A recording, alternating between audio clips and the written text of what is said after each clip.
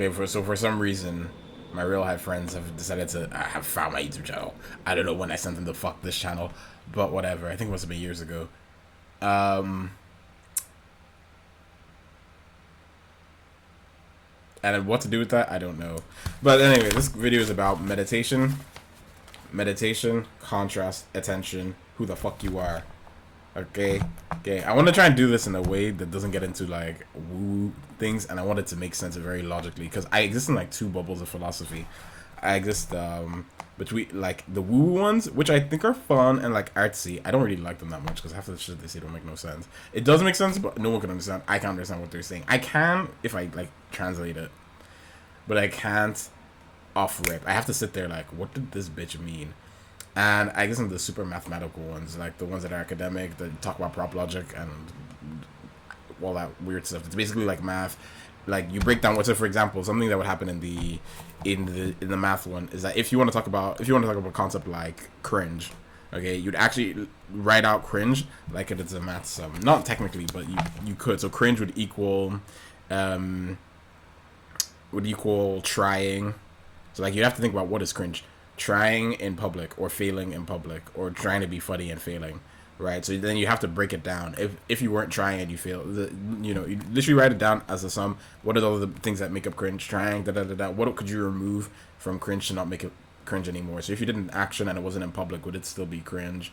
Probably not. Is anything cringe if no one's observing you? Is a tree falling if it's not bushy, whatever? You get the gist.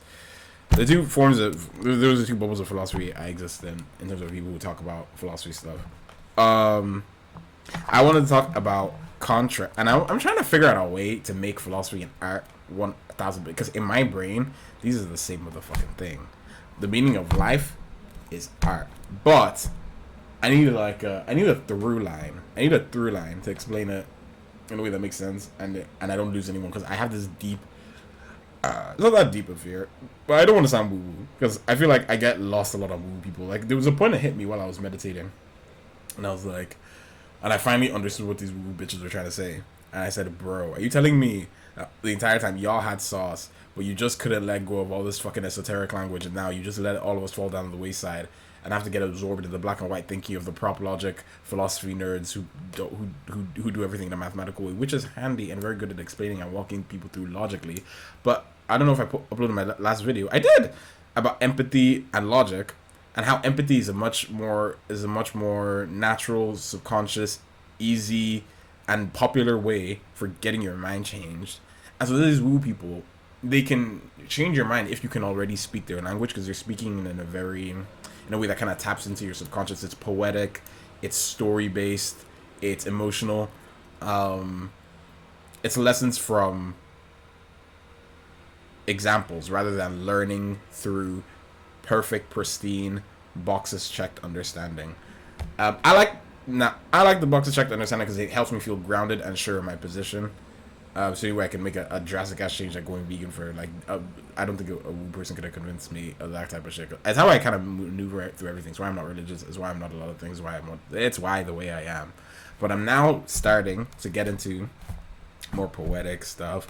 Between making music and trying to get into art past like concept art and just like copying shit, and actually trying to make art from my soul. I've had to, and stream of consciousnesses. I've had to question what it means to make art from your soul, what it means to have a soul, what that even is that even disconnected from my brain? Am I just trying to be deep? Is there something there that's inexplicable? Like, there's a feeling that I get when I do certain actions that I can't explain through normal words, that at least are currently available to me. I'm sure if I read some more, I'd be able to say exactly what I fucking mean. But like for example, and so you start sounding like these woo people. Like, I would literally start saying things like, oh, I feel like someone, like, I'll be making music and I feel like someone is pushing me that I don't know, or like I'm being used by somebody, and I would literally start to sound like a motherfucking Christian disgusting. But that's what would happen. And so then I would be like, okay, what is going on? When I say I feel like someone is pushing me, am I talking about like me imagining the higher version of myself that's like feels free enough while I'm in the act of making music, and that's what's coming out? Or am I talking about my past self that's pushing me? Or am I talking about so deep, like, is when I make music, is something happening in my brain when you make music that's attaching to, that's I make music in like Igbo, which is like fine. I can't speak the language, but it's just the way it sounds and what I'm singing about. Like, I was just, okay, I'll give you an example. I was singing really randomly about capitalism. Don't know why. I actually don't give that much of a fuck about capitalism. I thought, now I do maybe. Anyway, it doesn't matter. And I said, higher souls, don't be sad that we are higher souls, living in a land that's bought and sold. Uncle Ben, Aunt Jemima knows we are cattle. Like, that's crazy. I said that in one take, like freestyle off the dome. Why would I say that? Uncle Ben, Aunt Jemima, do you know what they are? I didn't even know this when I sang it. Uncle Ben and Aunt Jemima are those people that make those like rice packets that are basically like those black companies, or that are basically like the poster child for rice farm capitalism thing, whatever. I don't really know, and I personally don't actually really care that much, but some part of me does, and decided to bring it out in a song. So I'm sitting around thinking, what the fuck is that? This doesn't happen when I make art. Hold that thought. So I thought. Hold that thought. Anyway, and I started to think, okay, what the fuck is art?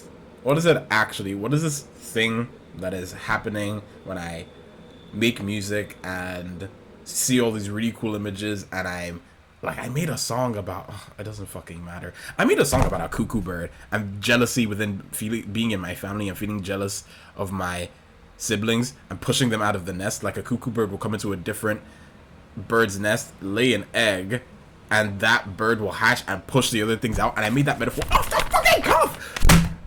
I don't have enough talent, I don't have enough skill, I don't have enough experience to be doing something that high level, which is why I'm saying it's not me. But maybe it is. Maybe I'm talented. I don't believe so. I don't believe so. I'm okay with that explanation. I'm just curious, where does that come from? Where do ideas come from? I heard like David Finch talking about the same thing. He says that ideas are like, you throw a fishing pole into a river and you kind of just wait, and the idea will come, but you have to be like, you gotta wait and you gotta see. The point is, all this shit is weird. There's more than logic. Okay, logic is great, but you do have to start with like I said, cringe. You say a word, you say a statement, and then you can break it down in logic to bring someone into the statement. But we do have to start with streams of consciousnesses. So maybe that's what this video is going to be fucking titled. Streams of consciousnesses and their fucking use. The ability to like just sit within the rhythm of life and just speak without judgment, without fear, without expectation, and just enjoy the fact that you get to speak and exist and just do shit as a doing person. It is fucking magic. I hate saying shit like that. I hate saying shit like that. But I think I have to let go. I have to abandon. I don't really mind, actually. I think I'm over exaggerating. I know. I see. Right, even as I'm doing this, I'm like hyper fixating. Oh my god, I want to portray myself as a person that's logical. I actually don't give a fuck. I don't mind being woo-woo. I'm over it. Because at some point, I just have to admit that it's completely inefficient to judge the woo sides of you, or more than just fucking. Well, according to my calculations, according to EC and YC squared, I'm gonna kill. My cunt is dry. That's the realest motherfucking thing I said in this entire fucking YouTube video. So yeah, maybe my next video will be like what a stream of consciousness looks like, its use, its value, how you do it in your painting. Even this, I'm trying to do more stupid ass doodles. I'm trying to not make everything be fucking. I was trying to see like this page was like, okay, what is angry? If I was angry, how would I draw? And I was literally writing down, angry people break rules, angry people cause harm, angry people are honest, angry people are dangerous, anger is wild. So I was trying to like see if I could translate that into, so I was using this language, literal English language, to see if I can translate it into shape language. And see if, like, I can make lines that will feel angry. And I'm like, yes, I feel like this would put my art in like an interesting way. Because all this time, and it's not like a new concept. There's always been like, you know, red is angry, red is passionate. But even though I have thoughts on that. Like, oh, this is my drawing. Boring. This is how I drew people I saw. Okay, we were at a music event, and we were chilling, and these guys started debating.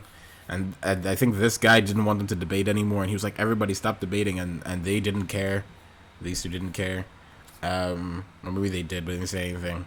And so, and then they said that my thing looks like courtroom sketches. Very serious, very accurate. But I'm not a serious person. I'm not fully. So I think my drawings would like. Sometimes when I draw, especially in real life, I think it holds a lot of my accurate seeing. Like I'm naturally able to copy things really well. Like, yeah, photorealism. My ability to observe is like good, but I want to enlarge my ability to not just imagine, but translate my imagination. But yeah, to imagine actually. I want my imagination to be a little bit wilder. Sometimes it is when I really hone in, but I want to be in this constant state of a large, fearless, vivid, wild, a little bit Ghibli-ish, a little bit. I want to be a bit stranger. Yeah, I want to. That's why I'm practicing caricatures now. I want to be a little bit stranger in my art, in my fashion. Hence the babushka, in everything. And I think that's why the stream of consciousness is. Anyway, it doesn't matter. It's why I'm doing future stuff. I'm probably gonna migrate from this channel because too many of these niggas know me. But yeah, this was fun actually. Yeah, this was what Visual Diary O2, and I turned this page into a birthday card for my friend Popo, and she liked it, so that's nice. Yep. Anyway, also love Death the Robots. Season 4 is shit. Do better, y'all.